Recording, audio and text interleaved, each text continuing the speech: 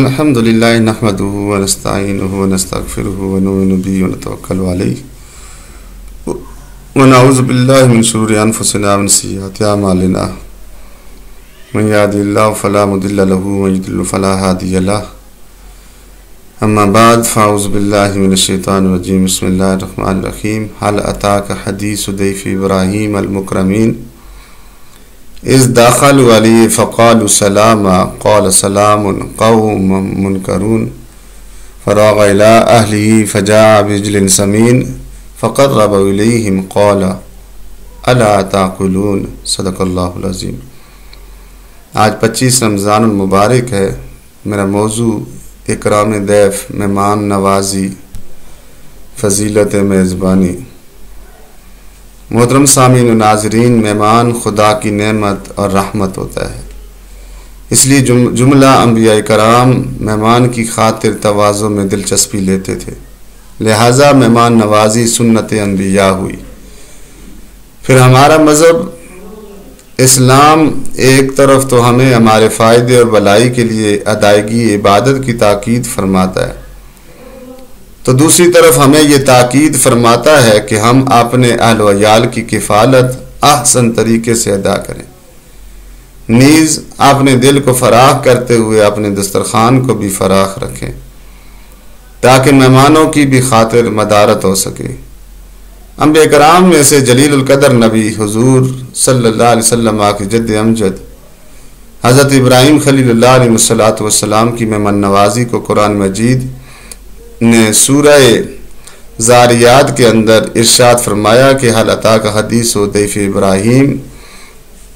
ایک بار خدا بند قدوس نے اپنے پیارے پیغمبر حضرت ابراہیم خلیل اللہ علیہ السلام کی مہمان نوازی کے امتحان کا ارادہ فرمایا، پس اللہ تعالیٰ نے 10 یا 12 ملائکہ کو اس مقصد کے لیے منتخب فرمایا۔ چنانچہ وہ ملائکہ زمین پر آئے، انہوں نے اپنے نورانی پیکروں کو انسان کی خاکی لبادے میں چھپایا اور حضرت ابراہیم علیہ السلام کی خدمت میں حاضری دی، کیونکہ حضرت ابراہیم علیہ السلام بہت زیادہ مہمان نواز تھے۔ آپ نے ان ملائکہ کو مہمان بنایا، ان کی خاطر مدارت کے لیے ایک تندرست و توانا اور موٹا تازہ بچڑا ذبح کیا۔ انہوں نے گوشت اچھی طرح سے بھونا مہمانوں کے سامنے رکھا تاکہ وہ تناول فرمائیں۔ چونکہ مہمان انسان نہیں بلکہ ملائکہ تھے، خداوند تعالیٰ نے انہیں کھانے پینے سے بے نیاز رکھا تھا، اس لیے وہ کیسے کھاتے؟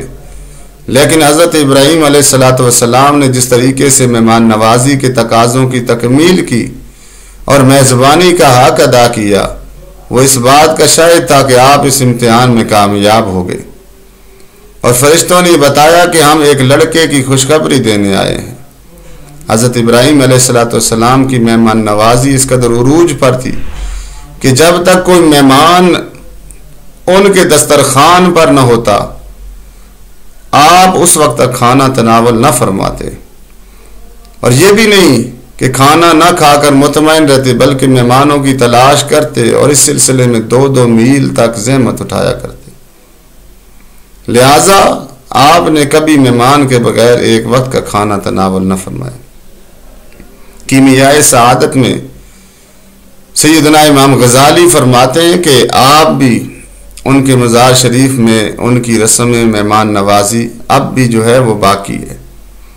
آج تک کوئی شب ایسی نہیں گزری کہ جس میں مہمان نوازی نہ کی گئی ہو، اور بعض اوقات تو مہمانوں کی تعداد 100 سے بھی تجاوز کر جاتی ہے، مگر پھر بھی کوئی بھوکا نہیں چاہتا، اس لیے کہ اب وہاں کے مالدار لوگوں نے کئی گاؤں مقرر کر رکھے ہیں۔ محترم سامعین، اس کائنات ارض و سما میں سب سے محترم و مکرم بزرگ ہستی احمد مجتبی محمد مصطفیٰ صلی اللہ علیہ وسلم آئے، جو ہمارے پیارے رسول ہیں، جن کو سارا زمانہ محسن انسانیت، عظیم انقلاب کے دائی، صادق و امین اور معلم الاخلاق کی حیثیت سے جانتا ہے۔ آپ ان تمام خوبیوں کے جامع تھے جو گزشتہ انبیاء کرام کو عطا کی گئی تھی۔ چونکہ مہمان نوازی کثیر انبیاء کی سنت رہی ہے، اس لیے آپ بھی سارے لوگوں سے بڑھ کر مہمان نواز تھے، یہاں تک کہ آپ تو مہمان کی خاطر مدارت کے لیے قرض لے کر بھی کھانا تیار کر لیتے۔ جیسا کہ ایک مرتبہ آقا علیہ الصلوۃ والسلام کے پاس مہمان آیا، اتفاقاً اس دن کاشانہ نبوت میں ایسے لوازمات نہ تھے جس سے مہمان کی تواضع خاطر مدارت کی جاتی، چنانچہ آپ نے ایک خادم حضرت ابو رافع سے فرمایا کہ فلاں یہودی کے پاس جاؤ اور اسے ہماری طرف سے پیغام دو کہ آج ہماری طرف مہمان آیا ہے اور ہمیں اس کی خاطر مدارت کے لیے آٹا بطور قرض دے دو کہ ہم ماہ رجب میں قرض واپس کر دیں گے۔ حضرت ابو رافع حضور کے حکم پر اس یہودی کے پاس چلے گئے اور اس کو حکم عالیہ سے مطلع کیا۔ یہودی چونکہ دشمن اسلام تھا، کہنے لگا قرض لینا چاہتے ہو تو میرے پاس کوئی چیز گروی رکھو۔ حضرت ابو رافع واپس آئے، حضور سے عرض کی کہ یہودی تو یہ کہتا ہے، تو آپ نے فرمایا کہ واللہ ہم زمین میں بھی امین ہیں اور آسمان میں بھی، البتہ وہ قرض دے دیتا تو ہم نے ضرور ادا کر دینا تھا۔ چلو کوئی بات نہیں، تم ہماری ذرا لے جاؤ اور اسے گروی رکھ کر آٹا بطور قرض لے آؤ۔ چنانچہ اس غلام نے ایسا ہی کیا۔ اس طرح آپ نے اپنے مہمان کی مہمان نوازی کر کے عملی طور پر ہمیں درس دے دیا۔ آقا کریم نہ صرف خود مہمان نواز تھے بلکہ امت مسلمہ کو بھی آپ نے مہمان نوازی پر ابھارا۔ چنانچہ ایک ارشاد ملاحظہ فرمائے، آقا علیہ السلام نے فرمایا من کان یؤمن باللہ والیوم الآخر فلیکرم ضیفہ، کہ جو شخص اللہ اور یوم آخرت پر ایمان رکھتے اسے چاہیے کہ وہ اپنے مہمان کی عزت کرے۔ حضرت ابو شریح روایت کرتے ہیں کہ رسول پاک صلی اللہ علیہ وسلم کو فرماتے ہوئے میں نے سنا، جو شخص اللہ اور یوم آخرت پر ایمان رکھتا اسے چاہیے کہ مہمان کی مہمان نوازی میں جائزہ کرے۔ پوچھا گیا جائزہ کیا ہے؟ تو فرمایا کہ 1 دن اور 1 رات کا کھانا اور مہمانی 3 دن ہے، پھر جو اس سے زائد ہے وہ میں صدقہ ہے، یعنی 3 دن تک مہمان نوازی ہے اور اس کے بعد اگر آپ اس کی خدمت کرتے ہیں تو یہ صدقے میں چلا جاتا ہے۔ یہی وجہ ہے کہ جس طرح امام الانبیاء بڑے مہمان نواز تھے، اسی طرح ہمارے آقا کے صحابہ کرام بھی بڑے مہمان نوازی کو بڑی اہمیت دیتے تھے، بڑے مہمان نواز تھے۔ صحابہ کرام تو ہر بات کو اپنا شعار بنا لیتے جو آقا کریم کی ذات کے اندر دیکھتے۔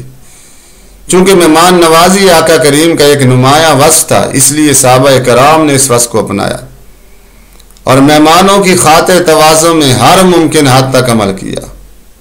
سیدنا ابو ہریرہ رضی اللہ تعالیٰ عنہ روایت کرتے ہیں کہ ایک بار رسول اکرم صلی اللہ علیہ وسلم کو بھوک محسوس ہوئی، آپ کسی مصلحت کی بنا پر گھر سے باہر نکلے اور ایک جانب عازم سفر ہوئے۔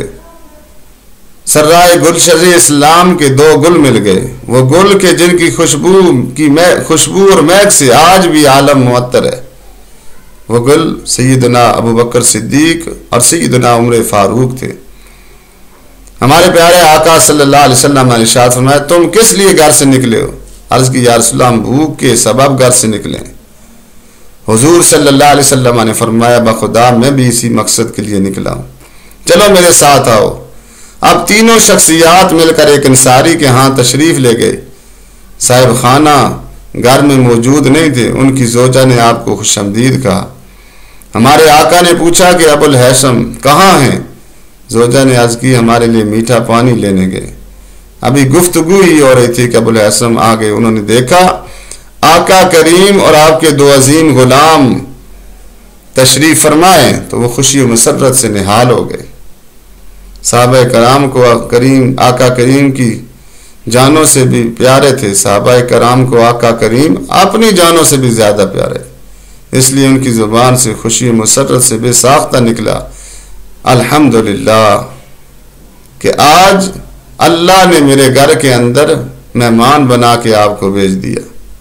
ابو الحسن نے مسلمانوں کی خاطر تواضع، ان مہمانوں کی خاطر تواضع کی، ایک بکری کو ذبح کیا، اسے پکا کر خدمت عالیہ میں پیش کیا اور بہترین کھجوروں کا ایک خوشہ بھی پیش کیا۔ اس کے علاوہ بھی کثیر احادیث میں صحابہ کرام کے واقعات موجود ہیں۔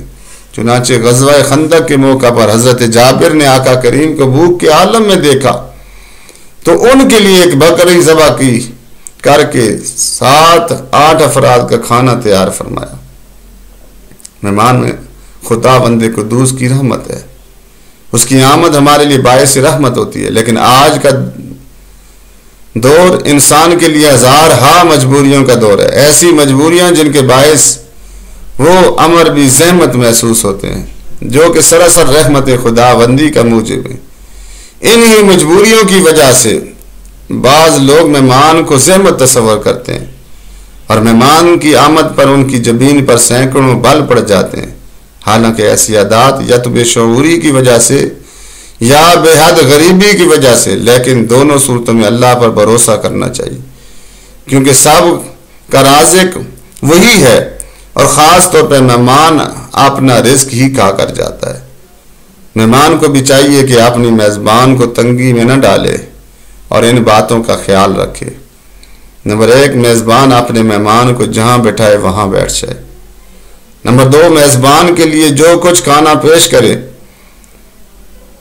اس پر اکتفا کرے، اگر کھانا اچھا نہ ہو تو بھی خوشی سے کھا لے اور میزبان کی دل آزاری نہ کرے۔ نمبر 3، مہمان اگر کہیں جانا چاہے تو اپنے میزبان سے اجازت حاصل کرے۔ نمبر 4، سب سے عام بات یہ کہ اپنا قیام اتنا طویل نہ کرے کہ میزبان پر گراں گزرے، جیسا کہ مشکات شریف میں ہے کہ اس کے لیے جائز نہیں کہ وہاں ٹھہرا رہے حتیٰ کہ اسے حرج میں ڈالے۔ مہمان نوازی کتنے دن ہونی چاہیے، اس کے لیے ابتدا آپ نے حدیث ملاحظہ فرما لی۔ ایک دن میزبان خوب اچھا کھانا پیش کرے، پھر 3 دن اپنی طاقت کے مطابق پرتکلف کھانا دے، اور اس کے بعد جو ماحضر ہے، جب مہمان جانا چاہے تو میزبان کے لیے لازم ہے وہ اسے نہایت عزت و احترام کے ساتھ دروازے تک رخصت کرنے آئے، جیسا کہ ابن ماجہ میں ہے کہ رسول پاک صلی اللہ علیہ وسلم کی یہ عادت مبارکہ تھی کہ جب کوئی مہمان جاتا تو آپ اس کو دروازے تک رخصت فرما دیں۔